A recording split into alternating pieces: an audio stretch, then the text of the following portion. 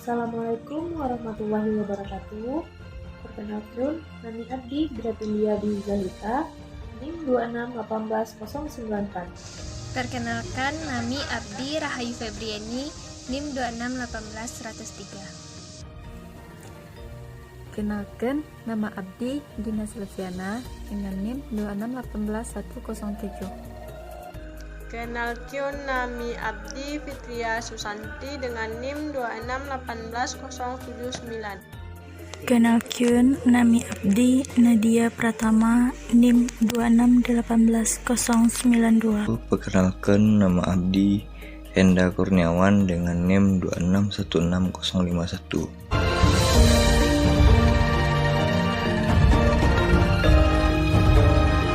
Baiklah, di sini saya akan menjelaskan bentuk lambang dari budaya Sunda dan apa sih makna dari lambang tersebut.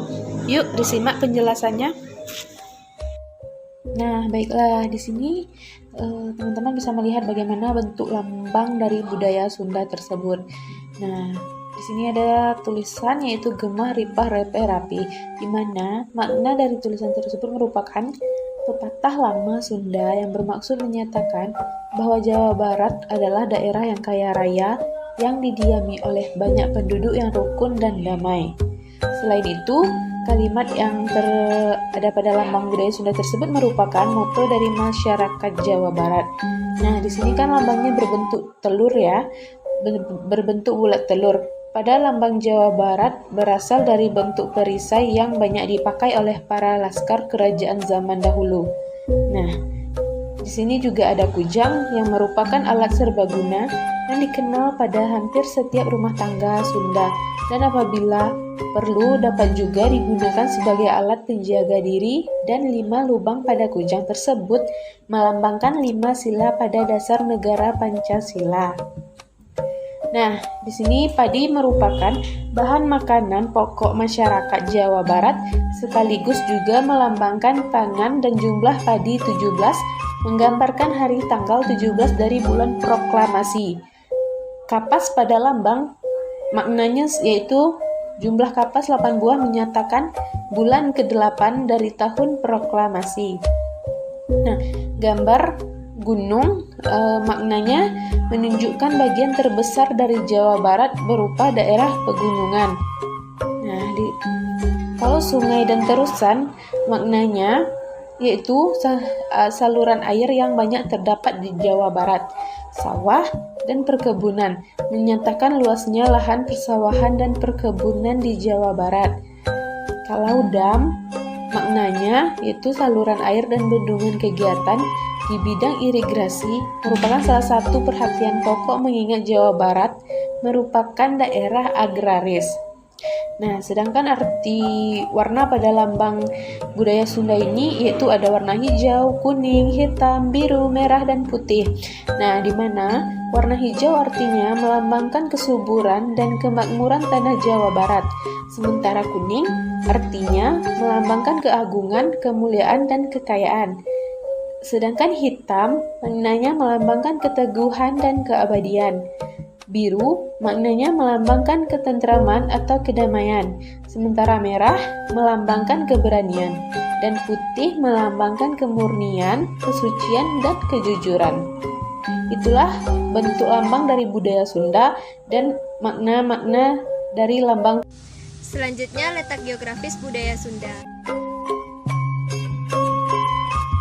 Letak geografis budaya Sunda, luas daerah Jawa Barat atau ranah Pasundan mencapai 44.017.000 hektar atau sekitar 35% dari luas Pulau Jawa dan Madura. Letak geografis berdasarkan garis lintang berada pada 5 derajat 50 lintang utara sampai 7 derajat 60 lintang selatan dan 104 derajat 48 bujur barat, 108 derajat 48 bujur timur. Suku Sunda berdiam di wilayah Jawa Barat dengan luas 46.300 km persegi. Daerahnya berbatasan dengan Laut Jawa dan DKI Jakarta di sebelah utara, Samudra Hindia di sebelah selatan, dan Selat Sunda di sebelah barat, dan Provinsi Jawa Tengah di sebelah timur. Sejarah suku Sunda adalah kelompok etnis yang berasal dari bagian barat Pulau Jawa, Indonesia yang mencakup wilayah administrasi Provinsi Jawa Barat, Banten, Jakarta, dan Lampung. Suku Sunda merupakan etnis kedua terbesar di Indonesia. Sekurang-kurangnya 15,41% penduduk Indonesia merupakan orang Sunda. Suku Sunda dapat dibedakan menjadi dua masa, yakni zaman prahistori dan zaman histori. Demikian pula peninjauan terhadap sejarah tanah Sunda atau Pasundan yang kini dikenal dengan Jawa Barat pada zaman prahistori. Dari masa ini tidak terdapat peningkatan yang terang berupa tulisan baik pada batu, daun, lontar atau kuningan dan lain sebagainya. Zaman histori Sunda dimulai sejarahnya dengan adanya batu tertulis di Sungai Kleuraten, Bogor yang menyatakan adanya suatu kerajaan Hindu yang bernama Tarumanegara.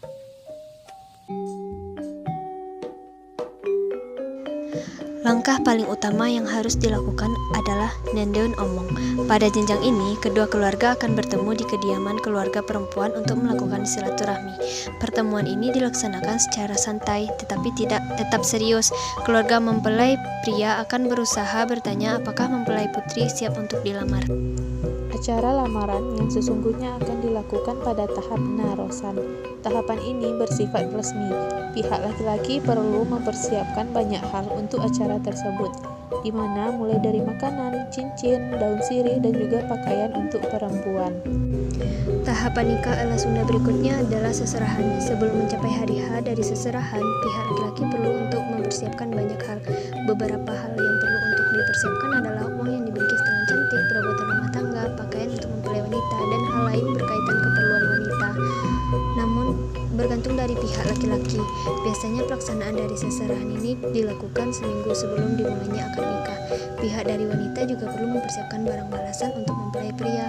Beberapa barang yang diberikan juga berkisar pada pakaian yang sering digunakan sehari-hari oleh pria. Pihak dari perempuan biasanya memberikan barang alat balasan dengan jumlah yang lebih sedikit dari pihak pria. Tradisi yang satu ini memungkinkan kedua belah pihak untuk meminta izin orang tua agar kedua mempelai membasuh kaki kedua orang tua mereka. Prosesi ini sangat sakral juga karena merupakan simbol dari penghormatan kepada orang tua. Siraman. Setelah melakukan ngaras, maka perlu melaksanakan tahapan selanjutnya, yaitu siraman. Pada proses ini, calon mempelai perempuan akan dimandikan alias diguyur dengan air dari bagian kepala. Proses ini memiliki makna untuk mensucikan diri sebelum menikah. Adat yang satu ini biasanya dilakukan pada 3 hari sebelum dimulainya pernikahan. Air yang digunakan juga bukan air biasa, melainkan dicampur dengan bermacam-macam bunga. Biasanya sampai dengan 7 macam bunga. Saat yang menikah adalah pasangan yang muslim, prosesi ini diawali dengan kegiatan mengaji terlebih dahulu. Pakaian adat yang digunakan juga khusus dan biasanya terdapat ornamen bunga melati yang dirangkai secara menyilang. Pengenaan ornamen tersebut adalah di kepala dan bagian pundak. Biasanya mempelai wanita akan menggunakan pakaian adat berupa kemben. Apabila yang menikah muslim, biasanya akan dikenakan pakaian yang tertutup. Sebelum melaksanakan akad nikah, akan ada juga prosesi ngewek sore. Prosesi yang satu ini akan dipandu oleh pengewek. Pemandu tersebut akan membimbing dan mendampingi kedua mempelai untuk menjalani prosesi yang satu ini.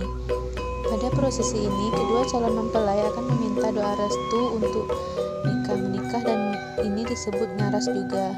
Jawaban dari orang tua untuk memberikan restu kepada kedua mempelai baru dinamakan dengan ngewek sore. Setelah menjalani serangkaian prosesi yang panjang, akhirnya kedua mempelai mencapai akad pernikahan. Pada prosesi ini, mempelai akan bertemu dengan pegawai KUA dan sang mempelai laki-laki menyebutkan akad. Proses tukar cincin juga akan ada dalam acara ini. Seserahan juga akan dibagikan setelah tukar cincin selesai. Hampir sebagian besar dari proses ini dilakukan di masjid atau bergantung pada kesepakatan antara kedua belah pihak. Apabila tidak di masjid, prosesi ini juga sering dilakukan di kediaman mempelai perempuan. Pastinya ini bergantung pada kesepakatan yang dibuat antara keluarga besar calon perempuan dengan calon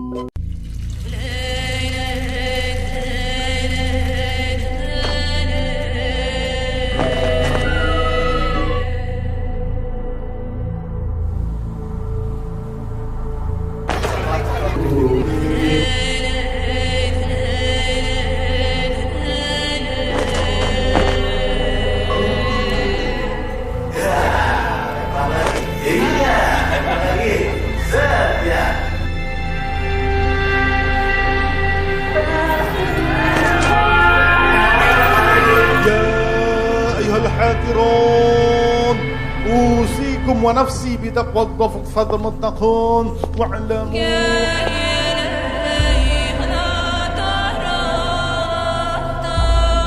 Alhamdulillah Allah izinkan kita berkumpul di ruangan ini. Insya Allah akan melaksanakan ibadah, yakni pernikahan calon pengantin berdua Mas Putra Andika dengan saudari kita Deviani.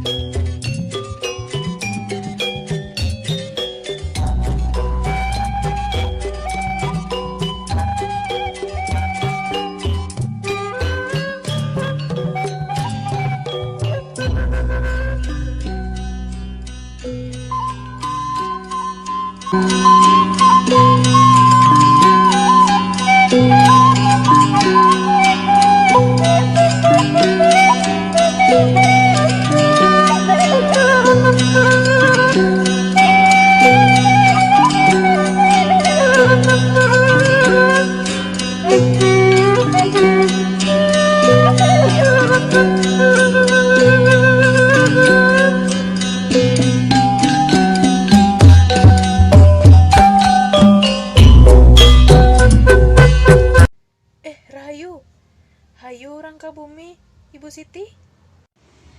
Nah, orang badek ka bumi Siti. Salaki indung Siti maot?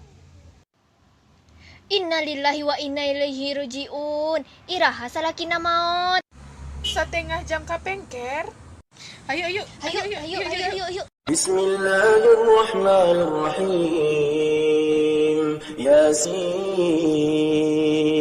والقرآن الحكيم إنك لمن المرسلين على صراط مستقيم تنزيل العزيز الرحيم لتنذر قوما ما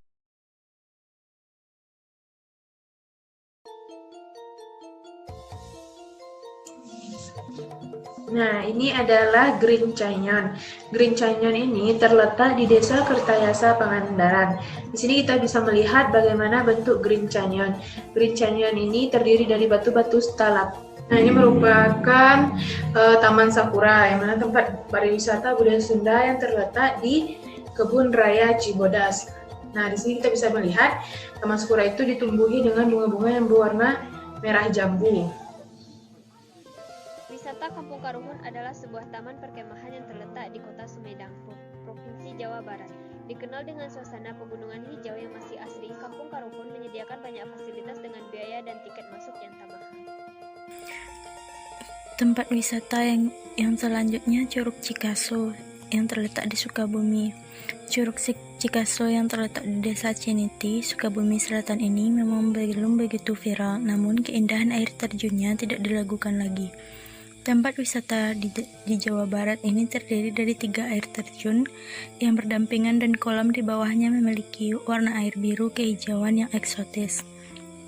Ketinggian air terjun yang mencapai 80 meter serta lebar tebing 100 meter ini menyuguhkan pemandangan limpahan air yang elok dan menawan serta dikelilingi dengan hijaunya pepohonan. Air yang tercurah kemudian menciptakan kabut air yang eksotis dan sejuk menyegarkan. Yang selanjutnya pariwisata alam Panenjoan.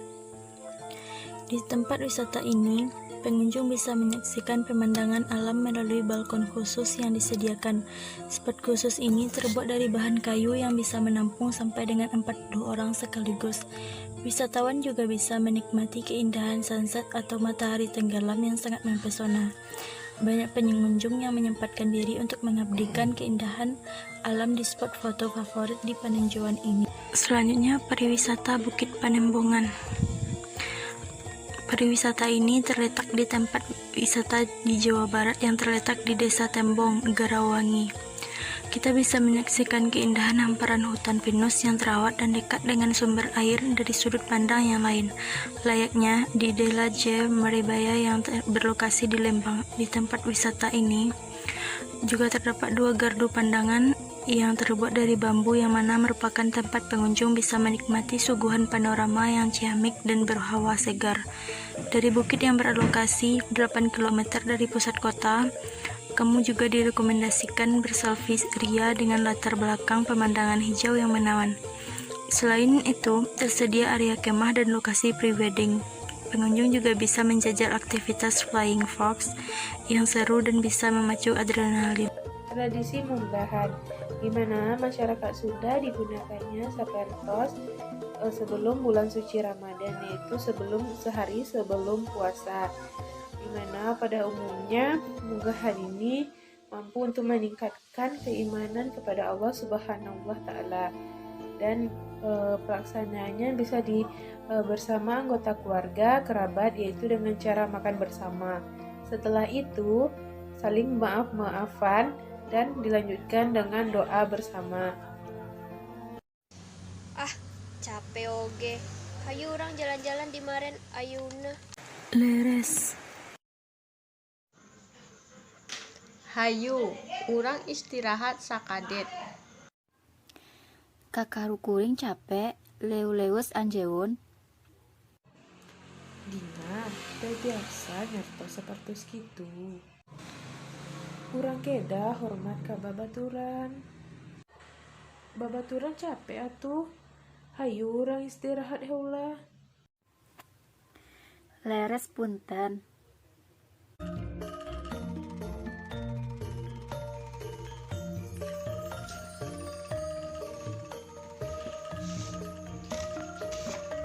lotek eung manggarupekeun kedahagaraan ka Sunda. Anu aye kacang goreng, benteung, mie, kol,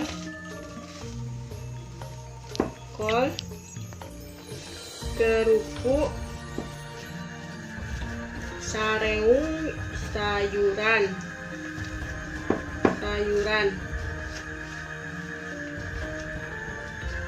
Umpami anjeung hayang raos pade enjeung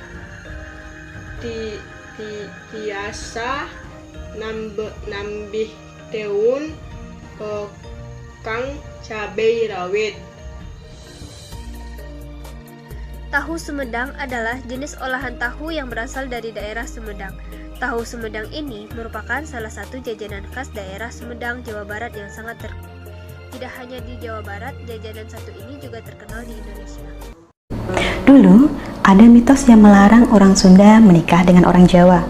Katanya kalau sampai terjadi, maka hidup pasangan ini tidak akan bahagia, melarat, dan ditimpa nasib buruk. Saat ini sendiri, sudah tidak banyak yang mempercayai mitos tersebut. Karena yang namanya sebuah hubungan, itu kan soal kecocokan orangnya, bukan sekedar latar belakang rasialnya saja. Tetapi tahukah Anda kenapa larangan ini sampai muncul? Banyak pihak mempercayai bahwa larangan menikah antara orang Sunda dan Jawa ini berawal dari peristiwa Perang Bubat yang terjadi di zaman Majapahit dulu. Peristiwa ini sendiri berawal dari niatan Prabu Hayam Wuruk untuk memperistri Dyah Pitaloka Citraresmi, putri kerajaan Sunda. Sang Prabu tertarik pada sang putri setelah melihat lukisannya yang dibuat oleh seniman kondang bernama Sungging Prabangkara. Selain karena ketertarikannya ini, Hayam Wuruk juga menyadari bahwa pernikahan politik akan memperkuat persekutuan antara Majapahit dengan Sunda. Maka lamaran pun dikirimkan, dan upacara pernikahan menurut rencana akan dilangsungkan di Majapahit. Beserta rombongannya, Maharaja Linggabuana berangkat ke Majapahit, lalu diterima di Pesanggerahan Bubat beserta permaisuri dan putri Dyah Pitaloka yang hendak dinikahkan. Kidung Sundayana mengisahkan bahwa Patih Gajah Mada kemudian memiliki niat untuk menguasai kerajaan Sunda, sebab ia ingin memenuhi sumpah pelapa yang dulu dibuatnya sebelum Prabu Hayam Wuruk naik tahta. Di seantero Nusantara kala itu, memang hanya kerajaan Sunda lah yang belum takluk pada Majapahit. Gajah Mada menganggap kedatangan rombongan Sunda di Pesanggerahan Bubat sebagai bentuk penyerahan diri. Sang Patih juga mendesak agar Hayam Wuruk menerima Dyah Pitaloka sebagai tanda takluk, bukan sebagai pengantin. Versi lain mengatakan bahwa sejak awal Hayam Wuruk sudah dijodohkan dengan Hindu Dewi, sehingga mau tidak mau memang Dyah Pitaloka hanya dapat dinikahi sebagai tanda takluk. Tentu saja, pihak kerajaan Sunda tidak terima bila kedatangannya jauh-jauh ke Majapahit hanya dianggap sebagai pengakuan takluk. Terjadilah perselisihan yang membesar antara pasukan Bayangkara yang dipimpin Gajah Mada dan pengawal Maharaja Linggabuana. Dalam perselisihan bersenjata ini, Raja Linggabuana tewas. Demikian juga dengan para menteri dan kerabat kerajaan Sunda. Sedangkan putri Dyah Pitaloka, karena kedukaan hatinya kemudian memilih untuk bela pati. Apa itu bela pati? Bela pati adalah suatu ritual bunuh diri yang dilakukan perempuan kasta ksatria manakala kaum lelakinya gugur. Hal ini dilakukan untuk membela harga diri dan kesucian mereka, karena dikhawatirkan menghadapi kemungkinan dipermalukan, diperkosa, dianiaya, atau bahkan diperbudak setelah kekalahan. Kematian sang putri diratapi oleh Prabu Hayam Wuruk. Bahkan diyakini bahwa peristiwa Perang Bubat ini merupakan penyebab mengapa hubungan Hayam Wuruk dan Gajah Mada merenggang. Hingga bertahun-tahun setelahnya, hubungan Majapahit dan Sunda tidak pernah pulih. Penerus tahta Sunda selanjutnya, yaitu Prabu Niskalawastu Kencana, memutuskan hubungan diplomatik dengan Majapahit dan menerapkan isolasi terbatas antara kedua negara. Maka diberlakukanlah larangan estri tiluaran atau beristri dari luar. Ada yang mengartikannya sebagai larangan untuk menikah dengan pihak di luar lingkungan kerabat Sunda. Ada juga yang secara spesifik mengartikannya sebagai larangan menikah dengan orang Majapahit. Dengan demikian, muncullah larangan menikah antara orang Sunda dan orang Jawa. Sebenarnya, ada cukup banyak juga pihak yang meragukan keabsahan Perang Bubat. Benarkah peristiwa ini benar terjadi, atau sekedar karangan pihak Belanda di zaman penjajahan saja, sebagai upaya untuk memecah belah antara Sunda dan Jawa pada masa kolonial? Nah, di sini hal yang dapat kita perhatikan dalam proses konseling itu, kita dapat memperhatikan karena kita mengambil budaya Sunda, kita harus lebih memperhatikan terutama itu berbahasa. Tidak hanya pada budaya Sunda juga sih, karena kita dalam proses konseling terutama kita harus memperhatikan bahasa, bagaimana kita berbicara dengan klien yang datang kepada kita, karena kebanyakan orang Sunda itu pada umumnya memiliki karakter yang lembut, ramah, sopan. Karena itu kita harus bisa menyesuaikan saat proses konseling dengan klien kita. Kita tidak boleh memaksakan kehendak, tidak boleh memaksakan apa yang kita inginkan. Kita harus mengutamakan kepentingan klien. Kita tidak boleh mengutamakan kepentingan kita, karena bagaimanapun klien itu akan kita bantu. Nah, di sini dan kita juga harus bisa untuk menyesuaikan perbedaan budaya yang terjadi antara budaya yang dianut oleh konselor dan klien. Kita tidak boleh mendominan kepada budaya kita. Nah, kita bisa untuk menyelaraskan antara budaya yang dianut oleh konselor dan budaya yang dianut oleh klien kita. Dan lebih lanjutnya lagi, ada beberapa aspek dalam konseling lintas budaya ini seperti latar belakang konseling, yaitu adanya konselor dan klien. Latar belakang budaya yang dimiliki oleh klien, latar belakang yang akan dihadapi selama konseling, nilai-nilai yang adanya, kesempatan dan hambatan yang berlatar belakang dilaksanakannya, dan telah dijelaskan di atas, maka ada beberapa hal, 3 elemen seperti konselor dan klien yang berbeda dan melakukan konseling dalam latar belakang klien berasal dari latar belakang budaya yang berbeda dan latar belakang tempat konselor. Kemudian konselor dan klien yang berbeda dan melakukan konseling di tempat yang sama.